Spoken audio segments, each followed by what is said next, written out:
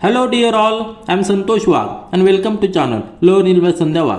आज आपण पाहणार आहोत क्लास 10 मॅथमॅटिक्स पार्ट 2 मधील प्रॅक्टिस सेट 3.2 चॅप्टर आहे सर्कल. सर्कल चॅप्टरचा 3.1 प्रॅक्टिस सेट आपण आधी सॉल्व्ह केलेला आहे, त्याची लिंक डिस्क्रिप्शन बॉक्समध्ये दिलेली. आता ह्या प्रॅक्टिस सेटमध्ये आपण सर्कलचा कन्सेप्ट क्लिअर करणार आहोत आणि त्यामध्ये टचिंग सर्कल्स काय आहे याविषयीचे क्वेश्चन्स सॉल्व्ह करणार आहोत. प्रॅक्टिस सेट 3.1 मध्ये आपण टँजंट थेरम पाहिला आहे, टँजंट सेगमेंट थेरम पाहिला आहे. आता ह्या प्रॅक्टिस सेटमध्ये टचिंग सर्कलचे क्वेश्चन्स सॉल्व्ह करायचे. तर क्वेश्चन 1 सॉल्व्ह करण्यापूर्वी आपण टचिंग सर्कल्स काय आहे आणि त्याचा थेरम काय आहे तो आपण एकदा जस्ट रिवाइज करूया, त्यानंतर क्वेश्चन नंबर 1 चालू करूया. या ठिकाणी टचिंग सर्कलची डेफिनेशन लिहिलेली आहे, पण जर आपण पाहिलं तर टचिंग म्हणजे काय, जस्ट टच करणारे दोन सर्कल एकमेकांना जेव्हा जस्ट टच करतात त्यामध्ये फक्त एक कॉमन पॉईंट असतो, त्यावेळी दोन सर्कल आपण टचिंग सर्कल असं म्हणू शकतो. तर डेफिनेशन काय दिलेली आहे, if two circles in the same plane intersect with a line in the plane in only one point they are said to be touching circles and the line is their common tangent. आता tangent म्हणजे काय आपल्याला माहिती आहे, जर आपण रफमध्ये पाहिलं तर एक सर्कल पहा, कुठला एक सर्कल घ्या, सिंपल हा सर्कल आहे. आता ह्या सर्कलला जर आपण एक टचिंग सर्कल काढायचं म्हणलं तर एका पॉइंटला, आता तो सर्कल त्या डायमीटरचा असेल किंवा मोठ्या डायमीटरचा असेल किंवा छोट्या कुठल्याही डायमीटरचा असू शकतो. सपोज आपण आता छोट्या डायमीटरचा एक सर्कल घेतला आणि या दोन सर्कलमध्ये एक कॉमन पॉईंट आहे, एकमेकांना फक्त टच करतायत, एक सिंगल कॉमन पॉईंट आहे. आणि ह्या पॉईंटपासून जर आपण एक लाईन ड्रॉ केली, ही जी लाईन ड्रॉ केली तर ती लाईन ह्या मोठ्या सर्कलला आणि छोट्या सर्कलला दोघांनाही टँजंट असणार आहे. त्या डेफिनेशनचा अर्थ काय आहे, ही जी प्लेनमध्ये जी लाईन आहे ही तीनही एका प्लेनमध्ये आहेत, हे हा सर्कल आणि लाईन एका प्लेनमध्ये आहेत.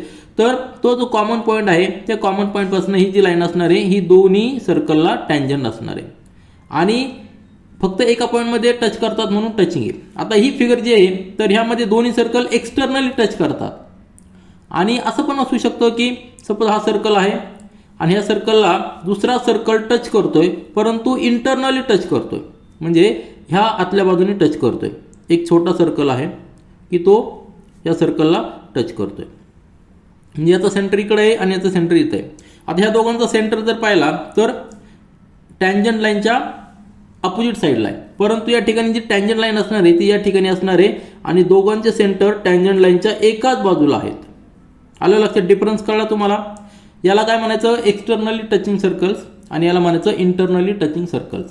रेफरन्स काय आपल्याला, टँजंट जी कॉमन टँजंट आहे त्या कॉमन टँजंटच्या एकाच बाजूला जर दोघांचे सेंटर असतील तर ते इंटरनली टचिंग असतात आणि जर टँजंटच्या अपोजिट साईडला जर दोघांचे सेंटर असतील तर त्याला आपण एक्सटर्नली टचिंग सर्कल असं म्हणणार आहे.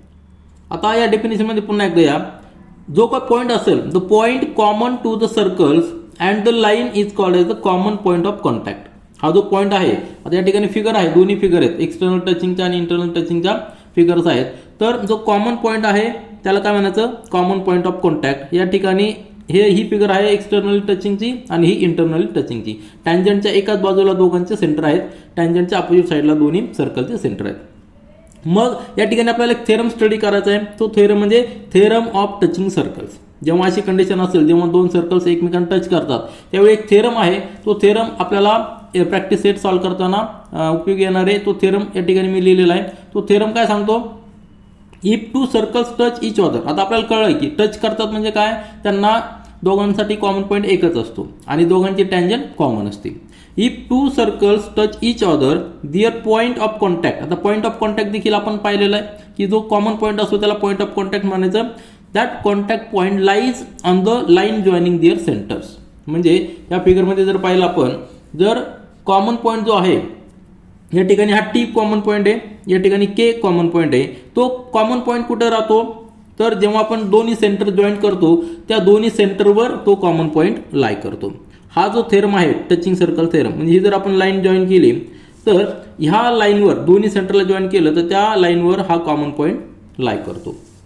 एक्सटर्नली असू किंवा इंटरनल असू, जर आपण ते जर जॉईन केले तर तो कॉमन पॉईंट त्या दोन्ही सेंटरला जी लाईन जॉईन करतो त्या लाईनवर असतो. हा थेरम आपल्याला हे सांगतो. आणि ह्या थेरमचा आपल्याला उपयोग कसा होणार आहे तर तुमच्या लगेच लक्षात येईल, जर ही स्ट्रेट लाईन असेल, आता टी पॉईंट आर एस वर आहे, जर ही स्ट्रेट लाईन असेल तर आपल्याला आर आणि एस मधलं डिस्टन्स काउंट करताना याची रेडियस, सपोज ही R1 असेल ही R2 असेल तर आपल्याला डिस्टन्स कसं कॅल्क्युलेट करता येईल, आर एस हे डिस्टन्स कसं असणार आहे, R1 प्लस R2. का, कारण की या ठिकाणी काय दिलेलं आहे, आर पॉईंट, टी पॉईंट आणि एस पॉईंट हे कोलिनियर आहेत आणि आपण तेव्हाच म्हणू शकतो R S is equal to R1 plus R2 कधी, जेव्हा आर टी एस हे कोलिनियर असतील.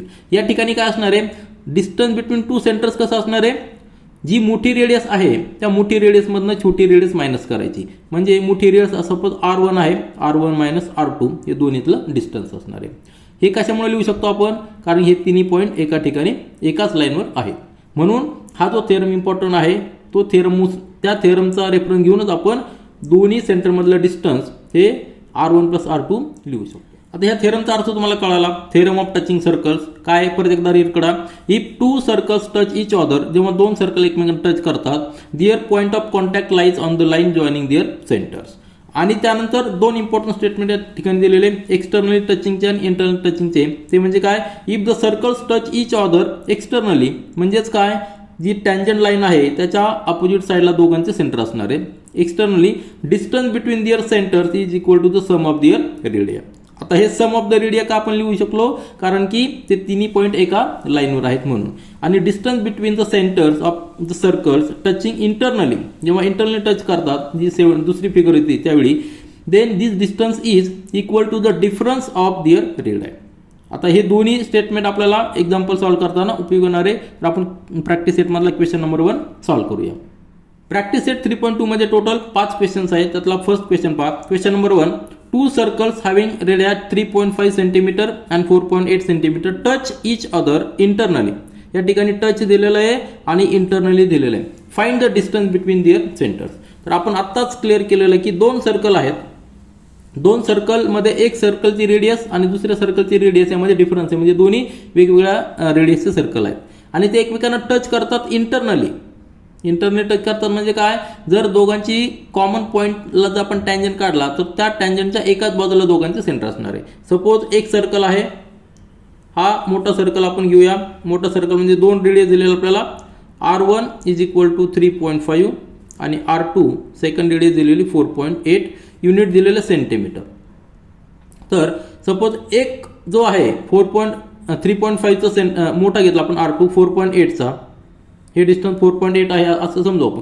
तर दुसरी जो सर्कल आहे तो इंटरनल टच होतोय, म्हणजे कसा असणार आहे, त्याची रेडियस कुठं असणार आहे, थोडीशी या बाजूला असणार आहे, बरोबर आहे की नाही, आणि या ठिकाणी टच होणार आहे. तर फिगर काढताना थोडंसं रफमध्ये येईल, परंतु एक अंदाज येण्यासाठी या ठिकाणी मी फिगर काढतो. तर दुसरा सर्कल जो असणार आहे तो या ठिकाणी, पहिल्याचं सेंटर आहे, सपोज या ठिकाणी आपण P1 घेऊया आणि दुसऱ्याचं सेंटर P2 घेऊया. तर आणि टचिंग पॉईंट जो आहे त्याला आपण K म्हणूया.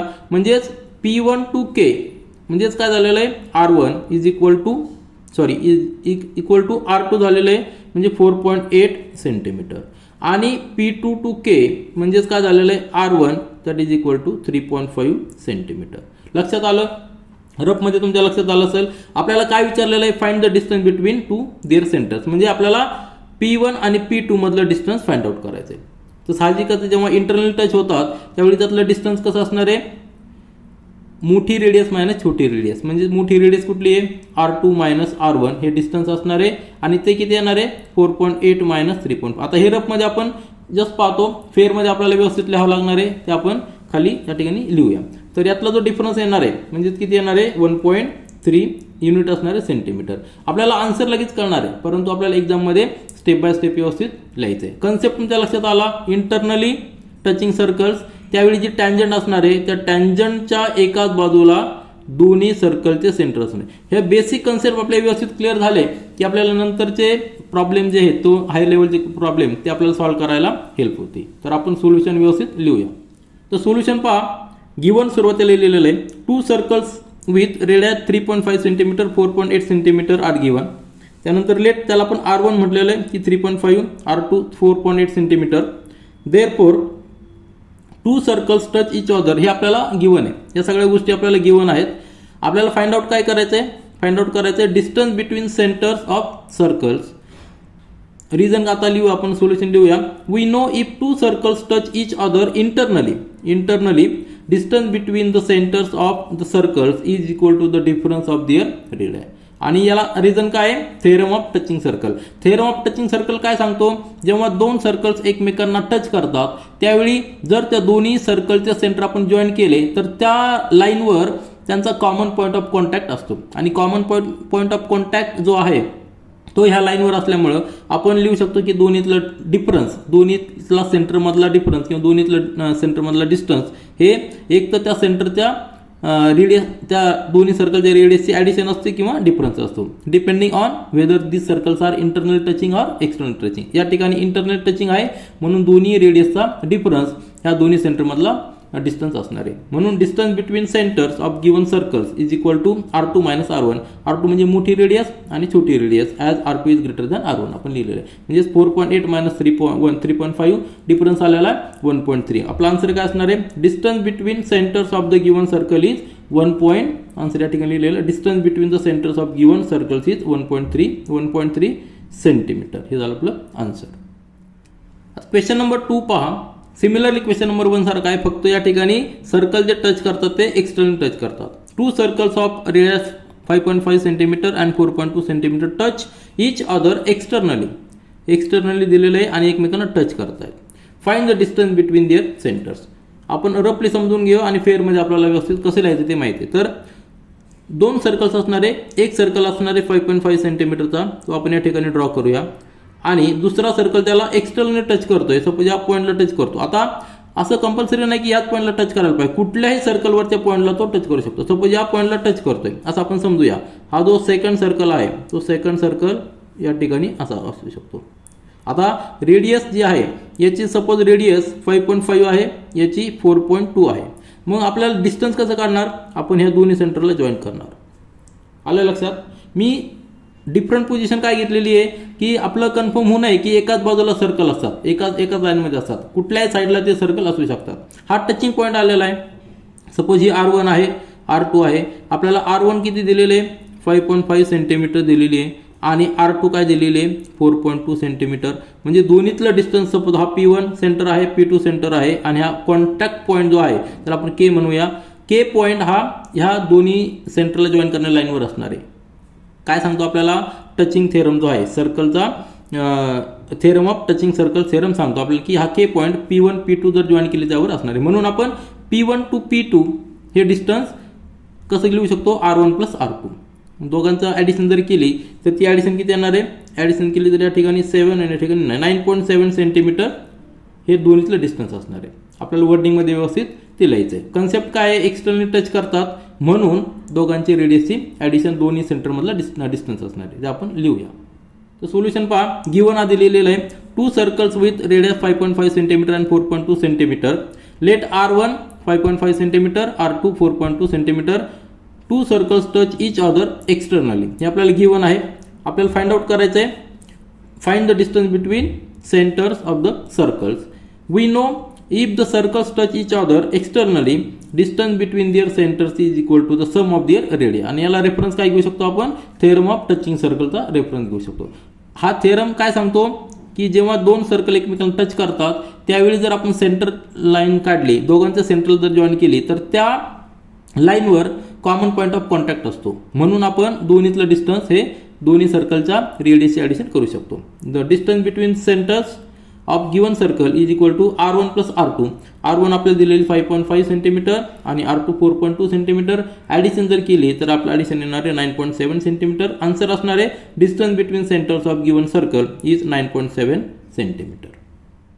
क्वेश्चन नंबर 3 पहा. If radius of two circles are 4 centimetre and 2.8 centimetre.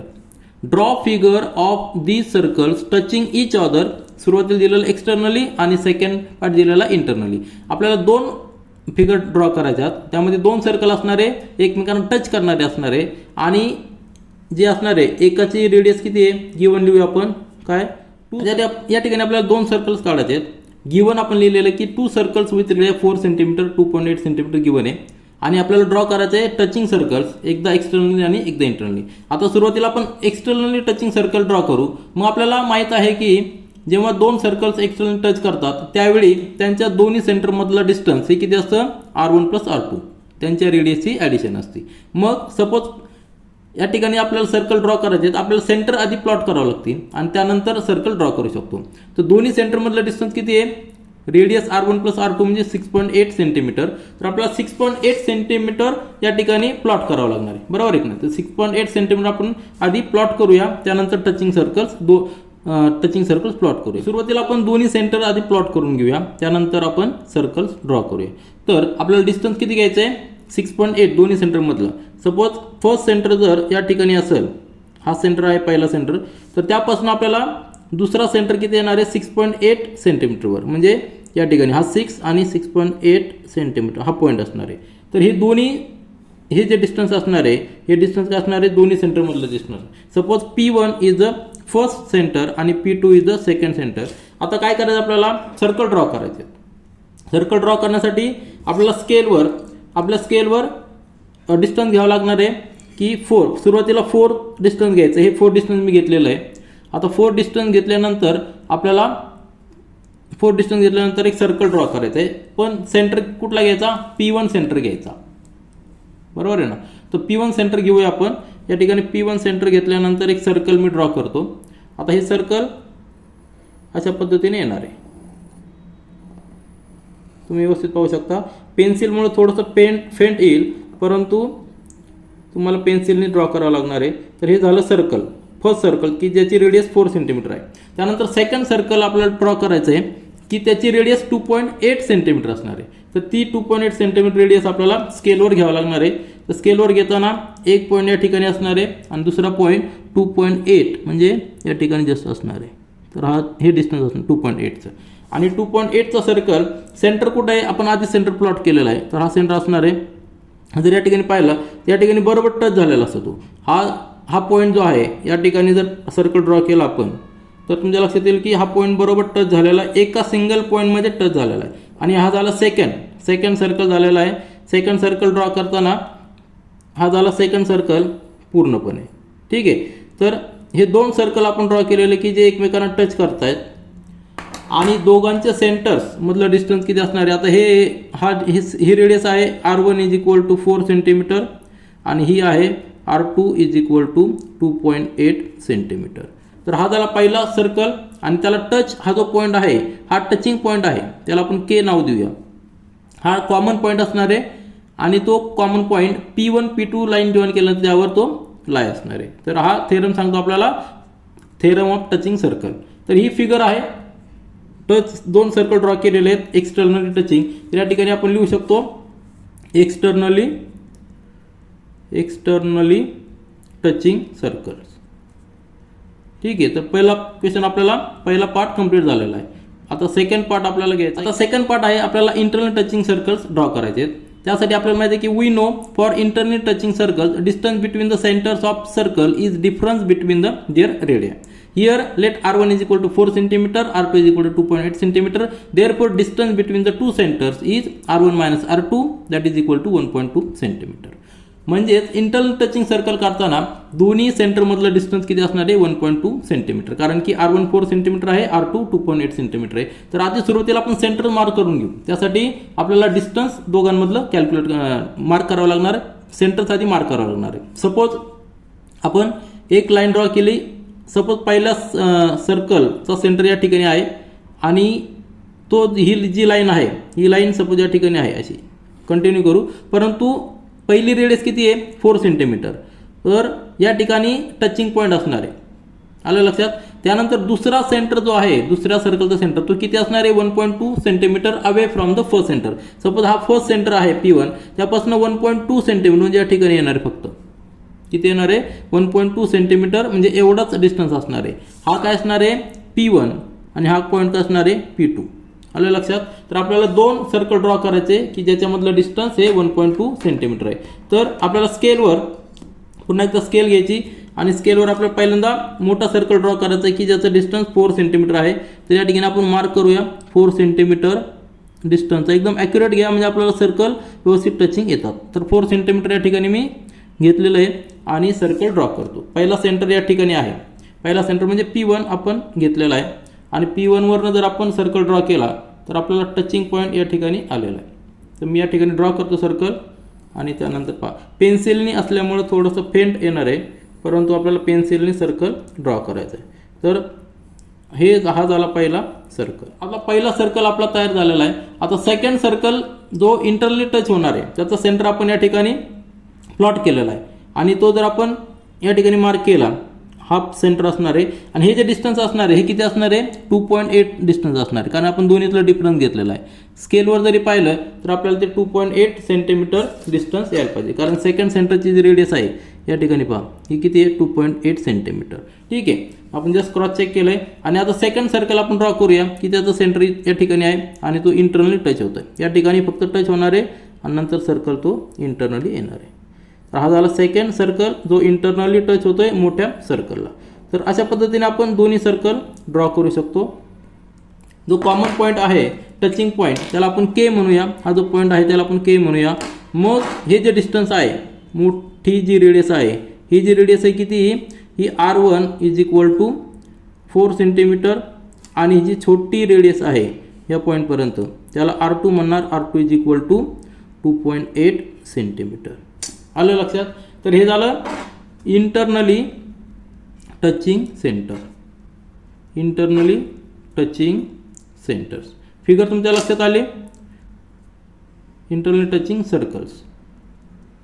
तर इंटरनल टचिंग सर्कल्समध्ये काय, आता जर आपण टँजंट काढली, कॉमन टँजंट जर काढली तर त्या कॉमन टँजंटच्या एकाच बाजूला दोन्ही सर्कलचे सेंटर्स असणार आहे आणि एक्सटर्नल टचिंगमध्ये कॉमन टँजंट काढली तर अपोजिट साईडला सेंटर्स असणार आहेत.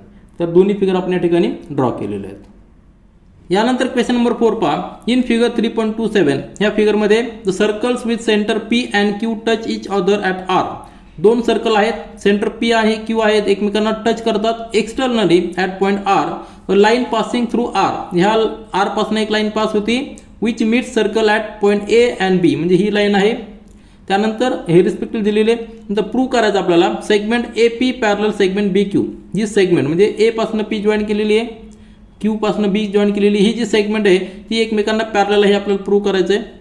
नंतर triangle APR, this triangle APR is similar, हे सिमिलरचं साइन आहे, सिमिलर टू ट्रायंगल RQB.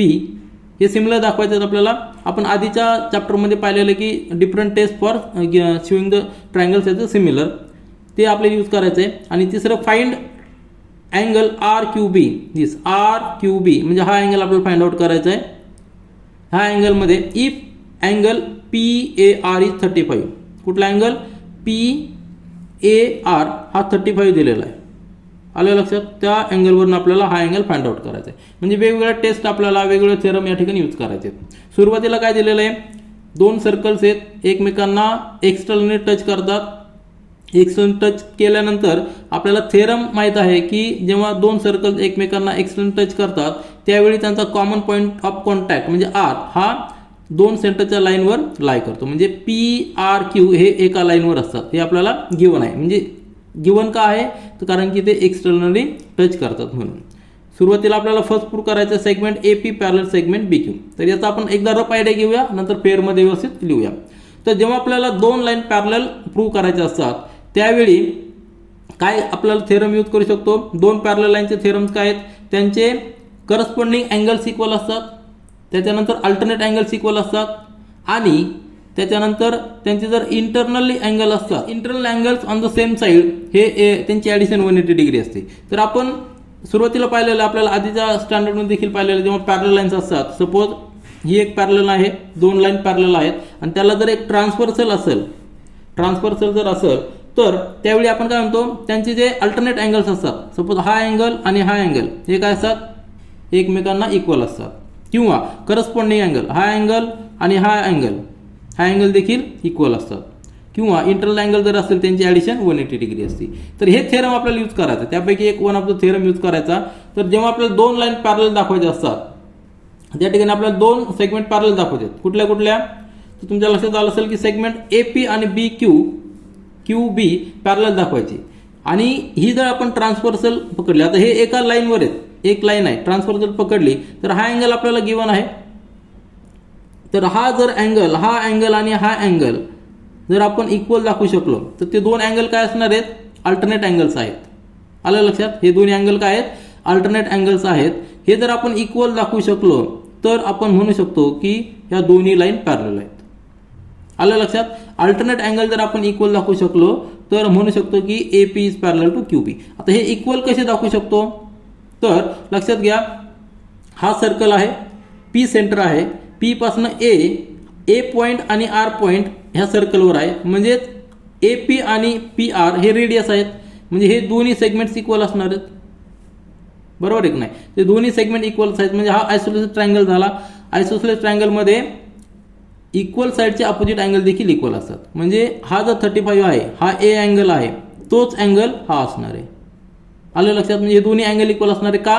कारण की त्यांच्या अपोजिट साईड्स इक्वल आहेत. इक्वल का आहेत तर PR रेडियस आहे, PA देखील रेडियस आहे. Radius of the same circle equal असणार आहे, म्हणून हे दोन्ही अँगल इक्वल झालेले आहेत. त्यानंतर पहा, ही लाईन स्ट्रेट लाईन आहे आणि त्याचबरोबर PRQ देखील स्ट्रेट आहे. स्ट्रेट आहे का म्हणतो आपण, कारण की सर्कल्स एकमेकांना एक्सटर्नली टच करतात, सिंगल पॉईंट म्हणजे टच करतात. आणि टचिंग थेरम सांगतो की जर आपण दोन्ही सेंटर जॉईन केले तर त्या सेंटरवर टचिंग पॉईंट कॉमन पॉईंट लाय करतो. म्हणजे R हा पॉईंट PQ वर आहे, म्हणजे PRQ एक स्ट्रेट लाईन आहे. म्हणजे ही लाईन आणि ही लाईन जर एकमेकांना क्रॉस करत असेल तर हे दोन्ही अँगल काय झालेले आहेत, opposite angle, externally opposite angle झालेले आहेत. बरोबर ना, एक्सटर्नली अपोजिट अँगल झालेले आहे. आता हा अँगल आपल्याला फाइंड आउट करायचा, हे साईन वेगळं लक्षात घ्या. हे दोन्ही काय झालेले आहेत, अपोजिट अँगल झालेले आहेत, म्हणजेच हे इक्वल झालेले आहेत. म्हणजेच हा अँगल आणि हा अँगल, A अँगल आणि R अँगल, त्याला आपण समजा ह्या अँगलला आपण वेगळं नाव दिलं, K नाव दिलं आपण सपोज, तर हा पण K असणार आहे, हा देखील K असणार आहे. हा जर K असेल तर पुन्हा एकदा ह्या सर्कलमध्ये QR आणि QB रेडियस आहेत. कुठल्या सर्कलची, मोठ्या सर्कलची रेडियस आहे. सपोज ही लाईन आणि ही सेगमेंट इक्वल असणार आहे, कारण की दोन्ही रेडियस आहेत. जर दोन्ही साईड जर इक्वल असतील त्यांचे अपोजिट अँगल देखील इक्वल पाहिजे. म्हणजे हा जर K असेल तर याचा अपोजिट अँगल हा देखील Kच पाहिजे. आलं लक्षात. म्हणजेच हा K आहे, हा K आहे, हा K आहे आणि हा देखील K आहे. म्हणजेच हे दोन अँगल आपण K म्हटलेलं आहे, angle PAR is equal to angle QBR. दोन्ही अँगल इक्वल आहेत. म्हणजेच हे जर दोन अँगल इक्वल असतील, ही जर ट्रान्सफर्सल घेतली आपण आणि ही AP, या फिगरमध्ये AP आणि QB ह्या दोन लाईन घेतल्या तर आपल्या फिगरमध्ये कसं येणार आहे, जर आपण फिगर जर पाहिली तर ही लाईन आहे AP आणि ही लाईन आहे आपली QB. ह्या दोन लाईनमध्ये जस्ट इमॅजिन करा, ही जी लाईन आहे ही ट्रान्सफर्सल आहे. या ठिकाणी हा अँगल जो असलेला हा अँगल आणि त्याच्यानंतरचा हा अँगल, हे जर अँगल इक्वल असतील तर हे अल्टरनेट अँगल झालेले आहेत. म्हणजे ह्या दोन लाईन काय असणार आहेत, पॅरलल असणार आहेत. प्रूव्ह करायचं लक्षात आलं तुमच्या. काय रेफरन्स घेतलेला आपण, पॅरलल लाईनचा थेरम यूज केलेला आहे. Alternate angles are equal, so this two segments are parallel to each other.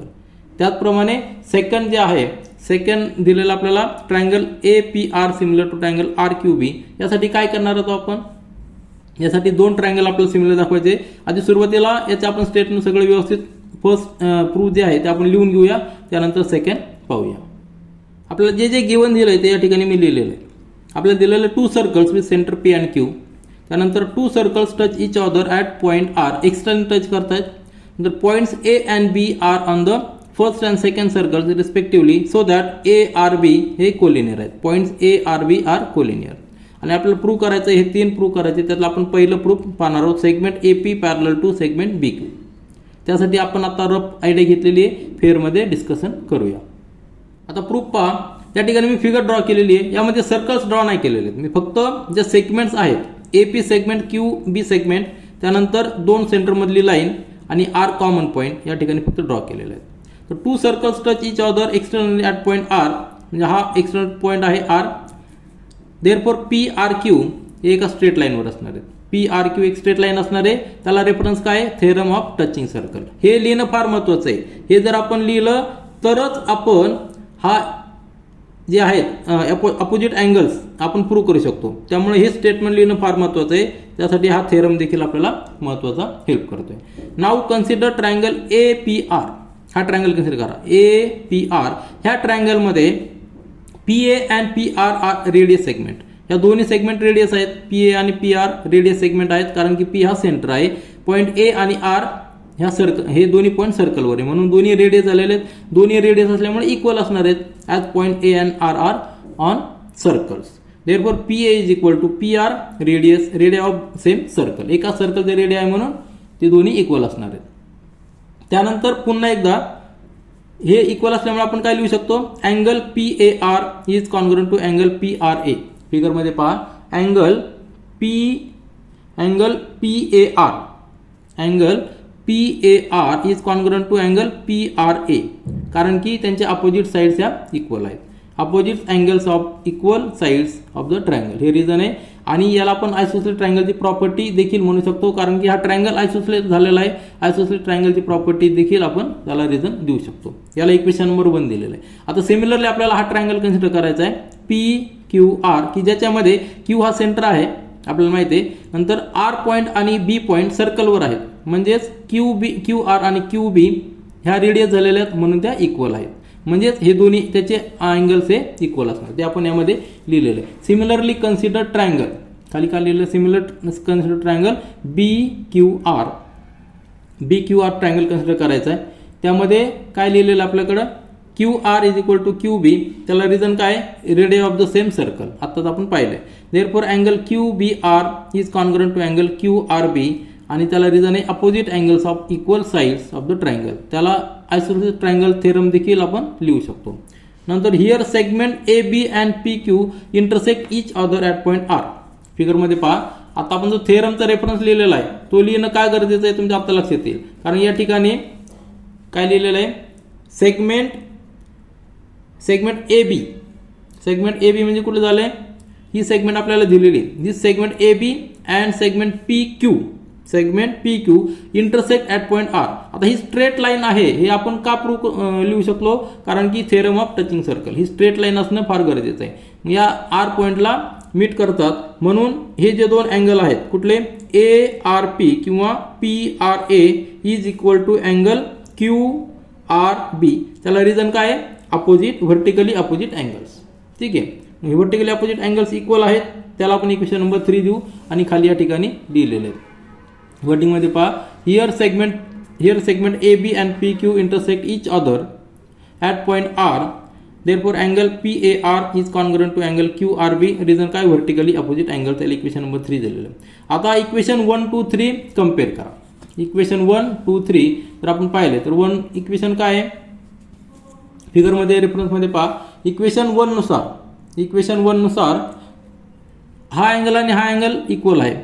त्याच्यानंतर इक्वेशन 2 नुसार हा अँगल आणि हा अँगल इक्वल आहे, बरोबर आहे का. आणि इक्वेशन 3 नुसार हा अँगल आणि हा अँगल इक्वल आहे. याचाच अर्थ काय आला, हा अँगल A अँगल आणि हा B अँगल इक्वल आहे. कम्पेअरिंग इक्वेशन 1, 2, 3, इक्वेशन 1, 2, 3 जर आपण कम्पेअर केले तर आपण लिहू शकतो. फिगरमध्ये तुम्हाला मी एक्सप्लेन केलं आहे कसे कम्पेअर केलेले. Comparing equation 1, 2, 3 we can write angle PAR is congruent to angle QBR. त्याला इक्वेशन नंबर 4 दिलं आहे. मग आता आपण काय प्रूव्ह केलेलं आहे, angle PAR is equal to angle RBQ. हे दोन्ही अँगल आपण इक्वल दाखवलेले, बरोबर, किंवा QBR इक्वल दाखवलेले आहेत. मग आता सेगमेंट कन्सिडर करा. Consider 2 segments AP and QB. This AP आणि QB जे आपल्याला पॅरलल दाखवायचे, त्या दोन सेगमेंट कन्सिडर करा. आणि ट्रान्सव्हर्सल AB ही ट्रान्सव्हर्सल कन्सिडर करायची. दोन सेगमेंट AP आणि QB आणि ही ट्रान्सव्हर्सल. यामध्ये हे जे दोन अँगल आपण इक्वल दाखवलेले आहेत ते काय आहेत, अल्टरनेट अँगल्स आहेत. These angles are alternate angle. Here angle PAR and angle QBR are alternate angles. As alternate angles are equal, म्हणजे फ्रॉम 4 आपण आता 4 स्टेटमेंट लिहिलेलं आहे, इक्वेशन नंबर 4 लिहिलेलं आहे की दोन्ही अँगल इक्वल आहेत. मग हे अल्टरनेट अँगल जर इक्वल असतील तर आपण काय लिहू शकतो, segment AP parallel to segment BQ. त्याला रिझन आहे alternate angle property. 2 parallel lines and transversal जर असतील त्यावेळी अल्टरनेट अँगल जर इक्वल असतील तर ते दोन्ही सेगमेंट्स पॅरलल असतात. तर हे आपण पहिलं स्टेटमेंट प्रूव्ह केलेलं आहे. त्याच्यानंतर आपल्याला सेकंड जे विचारलेलं आहे, सेकंड काय विचारलेलं आहे, prove that triangle APR is similar to triangle BQR. तर या ठिकाणी पुन्हा एकदा फिगर या ठिकाणी लक्षात घ्या. फक्त मी सेगमेंट काढलेले आहेत, AP segment, QB segment, R हा टचिंग पॉईंट काढलेला आहे. तर या फिगरमध्ये ट्रायंगल कन्सिडर करायचं आपल्याला APR. दिस अँगल APR आपल्याला सिमिलर दाखवायचा ट्रायंगल BQR. आता प्रूव्हमध्ये दिलं त्यांनी थोडंसं सिक्वेन्स अल्टर केलेला आहे, परंतु 1 to 1 करस्पॉन्डन्स पाहिलं तर हा सिक्वेन्स बरोबर आहे, कारण ए ला करस्पॉन्डन्स जो आहे तो बी आहे, पी ला करस्पॉन्डन्स क्यू आहे आणि आर हा कॉमन पॉईंट आहे, म्हणून आर ला आर ठेवला आपण, पी ला क्यू ठेवला आहे आणि ए ला बी ठेवलेला आहे. 1 to 1 करस्पॉन्डन्स फार महत्त्वाचं आहे सिमिलरिटी दाखवताना. या ठिकाणी angle P R A is congruent to Q B R vertically opposite angle. हे दोन अँगल एकमेकांचे अपोजिट आहेत व्हर्टिकली, म्हणून ते कॉन्ग्रुएंट्स आहेत. आणि त्याच्यानंतर आपण आत्ता दाखवलेलं आहे की हे अल्टरनेट अँगल्स आहेत, कारण हे दोन्ही सेगमेंट्स पॅरलल आहेत, बरोबर आहे की नाही. Angle P A R is congruent to angle Q B R from 4. Equation 4 लिहिलं आपण, त्याला काय रिझन आहे, अल्टरनेट अँगल्स. हिअर काय आहे, A P is parallel to Q B आणि दोन पॅरलल लाईन्स आहे, ही ट्रान्सफर चालू आहे, म्हणून हे अल्टरनेट अँगल जर इक्वल असतील तर काय म्हणू शकतो आपण, हे दोन्ही इक्वल दाखवलेले आहेत आपण. आता दोन अँगल दोन्ही ट्रायंगल मधले कॉन्ग्रुएंट आहे आणि ही टेस्ट आपल्याला खूप आहे. अँगल टेस्ट जी आहे त्या टेस्टनुसार आपण सांगू शकतो की triangle A P R is similar to triangle B Q R. आणि जर दोन अँगल जर सिमिलर असतील तर तिसरा अँगल देखील सिमिलर असतो, म्हणून अँगल टेस्ट ऑफ सिमिलरिटी, म्हणून हे दोन्ही ट्रायंगल एकमेकांचे सिमिलर आहेत. तर सेकंड प्रूफ झालेलं आहे. त्यानंतर आपल्याला तिसरं सॉल्व्ह करायचं आहे. तर आपण सेकंड प्रूफ केलेलं आहे. आता तिसरा सब क्वेश्चन पहा, to find angle R Q B, म्हणजे आर क्यू बी हा अँगल आपल्याला फाइंड आउट करायचा आहे. If P A R is 35 degree, हा 35 अँगल आपल्याला दिलेला आहे. तर या ठिकाणी गिवन काय आहे, अँगल पी ए आर हा 35 दिलेला आहे. Now angle P A R is equal to angle P R A from 1. आता फ्रॉम 1 का, कारण हे दोन्ही रेडियस आहेत म्हणून इक्वल आहेत, म्हणून आयसोसेलेस ट्रायंगल असल्यामुळे हा अँगल देखील 35 असणार आहे. आलं लक्षात. Angle P A R is equal to angle P R A आणि त्याची व्हॅल्यू असणार आहे 35 डिग्री. हा आयसोसेलेस ट्रायंगलची प्रॉपर्टी आहे म्हणून, आणि हा 35 झालेला आहे. त्याचबरोबर हे व्हर्टिकली अपोजिट अँगल्स आहेत. ही स्ट्रेट लाईन आहे, ही स्ट्रेट लाईन आहे, हा आर इंटरसेक्टिंग पॉईंट आहे, म्हणजे हा देखील व्हर्टिकल अँगल देखील 35 आलेला आहे. Angle P R A is equal to angle Q R B. Angle P R A is equal to angle Q R B, म्हणजे हा अँगल झालेला आहे, हा व्हर्टिकली अपोजिट अँगल्स आहेत, म्हणून सगळ्या अँगलची इथं या ठिकाणी मेजर किती येणार आहे, 35 डिग्री. आता ह्या ट्रायंगलमध्ये पहा, कुठल्या ट्रायंगलमध्ये, आर क्यू बी मध्ये Q R is equal to Q B, कारण रेडियस आहे, दोन्ही एकाच ट्रायंगलचा रेडियस म्हणून हे इक्वल असणार आहे. हा जर 35 असेल तर त्या अपोजिट अँगल इक्वल साईडचा अपोजिट अँगल देखील इक्वल असणार आहे, हा देखील 35 असणार आहे. या ठिकाणी आपण लिहूया. काय लिहूया आपण, किंवा असं पण आपण लिहू शकतो, अँगल पी ए आर, या ठिकाणी आपण लिहू शकतो की angle P A R is equal to angle Q B R, हे इक्वल आहेत. हा angle P A R is equal to angle Q B R, हे काय आहेत, अल्टरनेट अँगल्स आहेत, कारण हे दोन आपण पॅरलल प्रूव्ह केलेले आहेत. त्यावरनं देखील हा 35 असल्यामुळे हा 35 असतो, किंवा यावरनं आयसोसेलेस ट्रायंगलवरनं देखील आपण 35 लिहू शकतो. आता ह्या ट्रायंगलमध्ये दोन अँगल 35 आहेत. तिसरा अँगल किती असणार आहे, 3 अँगलची ॲडिशन किती असते, 180 डिग्री. 180 मधनं 35 आणि 35 मायनस करायचं, आपल्याला अँगल आर क्यू बी ची व्हॅल्यू मिळणार, ते आपण लिहूया. आता फिगरचा रेफरन्स घ्या आणि आपण काय फाइंड आउट केलं ते पण घ्या. We got angle Q R B 35 degree आणि अँगल क्यू बी आर ह्या ट्रायंगलमध्ये 35 डिग्री, म्हणजे दिस आर आणि बी यांची व्हॅल्यू 35 मिळालेली. ट्रायंगलच्या 3 अँगलची ॲडिशन 180 डिग्री असते, म्हणून remaining angle is equal to 180 degree minus sum of the remaining 2 angles, म्हणजे 180 मायनस 35 प्लस 35, 180 मायनस 70, म्हणजे angle R Q B is equal to 110. म्हणजे हा जो अँगल असणार आहे हा किती असलेला आहे, 110 डिग्री. हे आपल्याला फाइंड आउट करायचं ते आपण फाइंड आउट केलेलं आहे. यानंतर क्वेश्चन नंबर 5 पहा. इन फिगर 3.28 या फिगरमध्ये the circles with centres A and B touches each other at point E, हा कॉमन पॉईंट आहे त्यांचा, ई पॉईंट कॉमन आहे. Line L is a common tangent which touches the circles at C and D. आता या ठिकाणी एक different पॉईंटला common tangent घेतली, ती सर्कलला सी पॉईंट आणि डी पॉईंटमध्ये रिस्पेक्टिव्हली टच होते. Find the length of the segment C D, म्हणजे हा सी पॉईंट डी पॉईंट ही सेगमेंटची लेंथ फाइंड आउट करायची if radius of the both circles are 4 centimetre and 6 centimetre respectively, हे आपल्याला गिवन आहे. आता अशा वेळी आपल्याला ही length C D find out करायची, म्हणजे त्याला रेफरन्स कसा घ्यावा लागणार आहे. आपल्याला गिवन काय आहे, ए सर्कल दिलेला आहे, बी सेंटर, दोन्ही सेंटर दिलेले आहेत. तर सुरुवातीला आपण काय करणार, हे जॉईन करणार. हा सी पॉईंट आणि ए पॉईंट हे काय रेडियस असणार आहे, बरोबर आहे ना, ही रेडियस असणार आहे. हा पॉईंट देखील आपण जॉईन करू शकतो, ही सेगमेंट. आता ही दोन्हीची व्हॅल्यू म्हणजे ही लेंथ किती असणार आहे 4 सेंटीमीटर आणि ही लेंथ किती असणार आहे 6 सेंटीमीटर. आता हे दोन्ही सर्कल एकमेकांना टच करतायत म्हणजे जर आपण त्यांचे सेंटर जॉईन केले तर दोन्हीतला आपल्याला डिस्टन्स मिळू शकतो. हा जो ई पॉईंट असणार आहे हा ई पॉईंट ए बीवर असणार आहे. म्हणजेच आपल्याला ई पॉईंट हा सर्कल ज्याचं सेंटर ए आहे त्याच्यावर पण आहे आणि ज्याचा सर्कलचं सेंटर बी आहे त्याच्यावर पण आहे. म्हणजे ई हा कॉमन पॉईंट ऑफ कॉन्टॅक्ट आहे. म्हणजे ई किती आहे 4 सेंटीमीटर आहे आणि ई बी किती आहे 6 सेंटीमीटर आहे. तर अशी फिगर एक आपल्याला आहे. आपल्याला डिस्टन्स सी डीचं कॅल्क्युलेट करायचं आहे, सी डी सेगमेंट कॅल्क्युलेट करायची. तर या ठिकाणी अजून एक थेरम आपल्याला माहिती आहे की जेव्हा आपण टँजंट थेरम आहे, जेव्हा कुठल्याही सर्कल एक टँजंट काढतो, ज्या पॉईंटपासून टँजंट आहे त्या पॉईंटपासून जी रेडियस आहे त्या ठिकाणी अँगल 90 डिग्री असतो. या ठिकाणी देखील 90 आहे, या ठिकाणी देखील 90. ही जर फिगर पाहिली, हा जर क्वाड्रिलेटर पाहिला CACDB, यामध्ये दोन अँगल हे 90 डिग्री आहेत, दोन अँगल 90 डिग्री आहेत. मग आपल्याला काय करता येईल, आपल्याला अशी फिगर तयार करावी लागेल की ज्याच्यामध्ये सगळे 90 डिग्री असतील. म्हणजे काय करावं लागणार आहे, ए पासून बी पर्यंत, आता हे 4 सेंटीमीटर आहे 6 सेंटीमीटर आहे म्हणजे ही सेगमेंट मोठी आहे. ए पासून बी पर्यंत जर आपण एक परपेंडिक्युलर ड्रॉ केला, ए पासून BD वर परपेंडिक्युलर ड्रॉ केला, तर परपेंडिक्युलर ड्रॉ केल्यानंतर आपल्याला जी फिगर तयार होणार आहे, या ठिकाणी पहा ही फिगर मी ड्रॉ करतोय, हे कन्स्ट्रक्शन केलेलं आहे. परपेंडिक्युलर ड्रॉ करायचं म्हणजे हा 90 डिग्री असायला पाहिजे. आलं लक्षात. म्हणजेच ह्या क्वाड्रिलेटरमध्ये ACD या ठिकाणी आपण त्याला सपोज एक सेपरेट नाव देऊया, त्याला आपण P नाव देऊया. म्हणजेच ACDP हा क्वाड्रिलेटर तयार झालेला आहे. त्याच्यामध्ये 3 अँगल 90 डिग्री आहे, त्यामुळं साहजिकच हा चौथा अँगल देखील 90 डिग्री असणार. अँगल कुठला लक्षात घ्या, CAP हा अँगल 90 डिग्री असणार आहे. CAB हा नाही, कुठला अँगल CAP हा अँगल 90 डिग्री असणार, कारण की रिमेनिंग 3 अँगल्स हे 90 डिग्री. टोटल सगळ्या अँगलची ॲडिशन किती असते 360 डिग्री असते कुठल्याही क्वाड्रिलेटरमध्ये. ट्रायंगलमध्ये 180 डिग्री असते.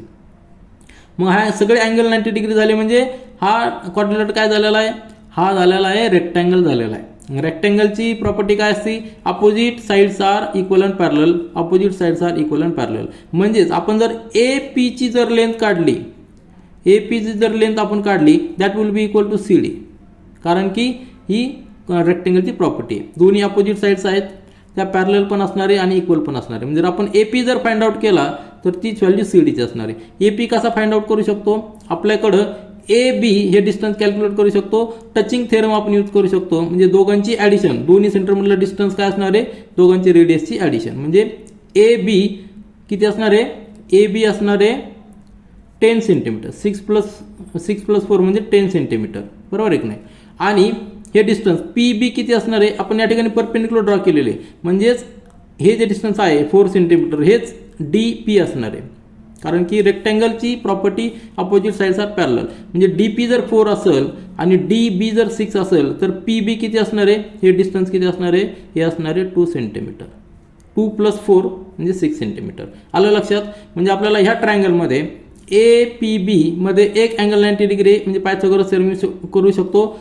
दोन साइड्स माहिती आहेत, AB 10 आहे, PB 2 आहे, म्हणजे आपण हायपोटेनियस आणि या ठिकाणी पायथागोरस थेरम यूज करू शकतो. रिमेनिंग साइडची व्हॅल्यू आपण कॅल्क्युलेट करू शकतो. म्हणजे AP आपण फाइंड आउट करणार आहोत. AP मिळाला म्हणजे आपल्याला CD मिळालेलं, कारण की त्या रेक्टँगलच्या अपोजिट साइड्स आहेत. तर अशा पद्धतीने आपण एक ओव्हरऑल ज्या पद्धतीने आपल्याला जायचं आहे, आन्सर फाइंड आउट करायचं आहे, त्यासाठी ही पद्धत आपण वापरणार आहोत. तर तुम्हाला व्हर्बली एक रफली आयडिया आली असेल, फेअरमध्ये आपण व्यवस्थित लिहूया आणि पुन्हा एकदा समजून घेऊया. सुरुवातीला आपण गिवन लिहून घेऊया. A and B are the centres of 2 circles who touches externally at point E. हे आपल्याला गिवन आहे. Line L is a common tangent. C and D are the points of contact of the tangent L with the circles respectively. Let R1 is equal to 4. पहिला सर्कलची radius 4 centimetre, R1 त्याला म्हटलंय, आणि let R2 is equal to 6 centimetre. त्यानंतर आपल्याला find out करायचं length of segment CD. आता ही length segment CD find out करण्यासाठी आपल्याला काही कन्स्ट्रक्शन करायचं आहे की जे आपण फिगरमध्ये ऑलरेडी केलेलं आहे. फिगरमध्ये आपण रफमध्ये पाहिलेलं कन्स्ट्रक्शन काय करणार आहोत, जॉईंट AC नंतर जॉईंट BD. या ठिकाणी पुन्हा एकदा पहा, कन्स्ट्रक्शन आपलं आहे की जॉईंट AC जॉईंट BD, त्यानंतर जॉईंट AB ही सेगमेंट देखील आपण जॉईन करणार आहोत. आणि त्यानंतर draw perpendicular AP, this perpendicular AP on DB. हे कन्स्ट्रक्शन आपण या ठिकाणी केलेलं की जेणेकरून आपल्याला एक क्वाड्रिलॅटर मिळणार आहेत. 2 क्वाड्रिलॅटर आहेत, त्यापैकी एक क्वाड्रिलॅटरल हा रेक्टँगल असणार आहे आणि एक ट्रायंगल असणार आहे. आपल्याला 3 फिगर मिळालेले आहेत. क्वाड्रिलॅटरल ACDB, आलं लक्षात. 3 फिगर कुठले मिळालेले आहेत? Quadrilateral ACDB. त्याच्यानंतर रेक्टँगल एक, तो पण क्वाड्रिलॅटर आहे, रेक्टँगल आपल्याला मिळालेला आहे ACDP. आणि ट्रायंगल एक आपल्याला मिळालेला आहे, तो ट्रायंगल म्हणजे APB, जो राईट अँगल ट्रायंगल आहे. तर 3 फिगर या ठिकाणी आपल्याला मिळालेले, त्यावरून आपण व्यवस्थित लिहू. तर कन्स्ट्रक्शन जे आपण केलेलं आहे ते देखील या ठिकाणी मी नोट डाऊन केलेलं आहे. Construction join ACBD, radius of the circle, join AB आणि draw perpendicular AP on BD, हे आपण लिहिलेलं आहे. त्यानंतर आता आपण प्रूफ पाहूया. त्यानंतर नाव कन्सिडर क्वाड्रिलॅटरल ACDB. या फिगरमध्ये पहा ACDB हा क्वाड्रिलॅटरल आपल्याला कन्सिडर करायचा आहे. रफमध्ये या ठिकाणी देखील मी काढलेला आहे ACDB. त्याच्यामध्ये AC is equal to 4 centimetre हे आपल्याला गिवन आहे, कारण की this is the radius of this circle. आणि त्याच्यानंतर DB देखील 6 सेंटीमीटर असणार आहे. त्याच्यानंतर आपण काय लिहिलेलं आहे? AC perpendicular to CD. This AC is perpendicular to CD. त्याला रिझन काय आहे? Tangent theorem. आणि तोच BD परपेंडिक्युलर टू DC. हे दोन्ही आपण लिहिलेले आहेत, कारण की त्याला रिझन दिलेलं आहे टँजंट थेरम. टँजंट थेरम काय सांगतो? कुठल्याही सर्कलला जर टँजंट असेल तर ती टँजंट त्या टचिंग पॉईंटपासून जर रेडियस काढले तर त्याला परपेंडिक्युलर असते. म्हणजे हे दोन्ही अँगल काय झालेले? 90 डिग्री झालेले. Therefore angle ACD, therefore angle ACD and angle ACD is equal to 90 degree, angle BDC is equal to 90 degree. That is angle. आता BDC अँगल जो लिहिलेला आपण त्याचाच अर्थ काय झालेला आहे? PDC, बरोबर आहे की नाही? BDC जो अँगल लिहिलेला आपण, हा BDC अँगल म्हणजेच काय झालेला आहे? आपण या ठिकाणी परपेंडिक्युलर टाकलेला आहे, बरोबर आहे की नाही? हा जर आपण या ठिकाणी परपेंडिक्युलर टाकला, हा 90 डिग्रीचा आहे. या पॉईंटला P म्हटलेला आपण. हा अँगल BDC 90 डिग्री म्हणजे काय लिहिला? PDC देखील 90 डिग्री. त्याच अँगलचं नाव आपण P पासून सुरुवात केली, B ऐवजी P पासून. हे आपण लिहिलेलं कारण की BPD कोलिनियर पॉईंट्स आहेत. Also angle APD 90 degree construction आपण केलेलं आहे. Angle APD 90 degree. आता ह्या क्वाड्रिलॅटरमध्ये पहा 3 अँगल 90 डिग्री झालेले आहेत. हा C angle, D angle, P angle 90 degree झालेले आहेत. In quadrilateral ACDP 3 angles are 90 degree. Therefore remaining angle is also 90 degree. म्हणजे रिमेनिंग अँगल कुठला झालेला आहे? हा A अँगल. A पण कसा A पाहिजे? CAP, लक्षात घ्या. Therefore remaining angle is also 90 degree. Statement काय लिहिलेलं आपण? In quadrilateral ACDP 3 angles are 90 degree. Therefore remaining angle is also 90 degree. त्याला रिझन काय? Angle sum property of quadrilateral. Therefore quadrilateral ACDP हा जो क्वाड्रिलॅटर आहे तो काय आलेला? रेक्टँगल झालेला, कारण की चारही अँगल्स 90 डिग्री. नंतर AC is equal to PD. Opposite sides of rectangle are equal.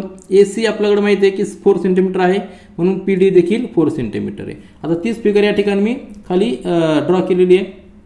तर त्या फिगरवरून तुमच्या लक्षात येईल की AC 4 सेंटीमीटर आहे, त्याची अपोजिट साईड रेक्टँगलची 4 सेंटीमीटर असणार, म्हणजे DP is equal to 4 centimetre.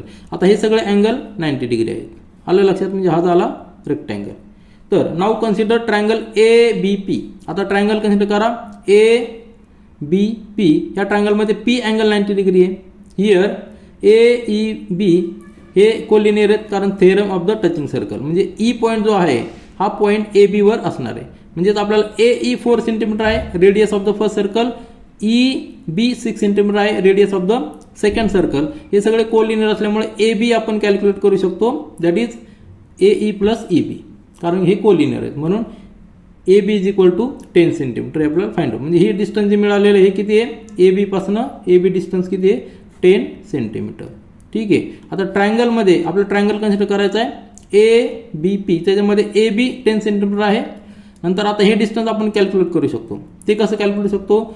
BP म्हणजे B पासून BP is equal to BD minus PD.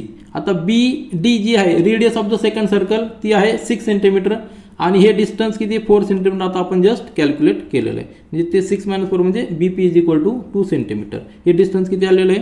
2 centimetre. आलं लक्षात? तर ट्रायंगलमध्ये 2 साईड्स आपल्याला माहिती आहे, एक अँगल 90 डिग्री आहे. मग या ठिकाणी आपण पायथागोरस थेरम यूज करू शकतो.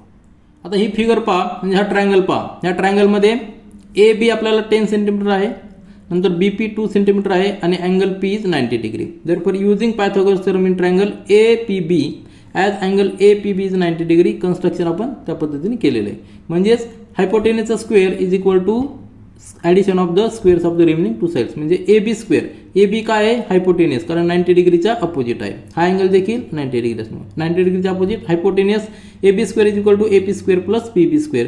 म्हणजेच आपल्याला ए पी माहीत नाही, म्हणून A P square is equal to A B square minus P B square. Simple calculation आहे. कॅल्क्युलेशन केल्यानंतर आपलं काय येणार आहे, ए बी किती आहे 10 square minus 2 square. 10 square minus 2 square calculation केल्यानंतर आपल्याला व्हॅल्यू ऑफ ए पी मिळणार आहे. तर किती येणार 100 मायनस 4 म्हणजे 96. 96ला आपण 16 इंटू 6 लिहू शकतो. म्हणजे ए पी स्क्वेअर रूट जर घेतला दोन्ही बाजूला, taking square root on both sides, या ठिकाणी लिहूया आपण टेकिंग स्क्वेअर रूट. ठीक आहे, स्क्वेअर रूट जर आपण घेतला तर A P is equal to square root of 96, म्हणजेच A P is equal to 4 into root of 6. 16 into 6 म्हणजे 96. 16 बाहेर काढला तर 4 येणार आहे.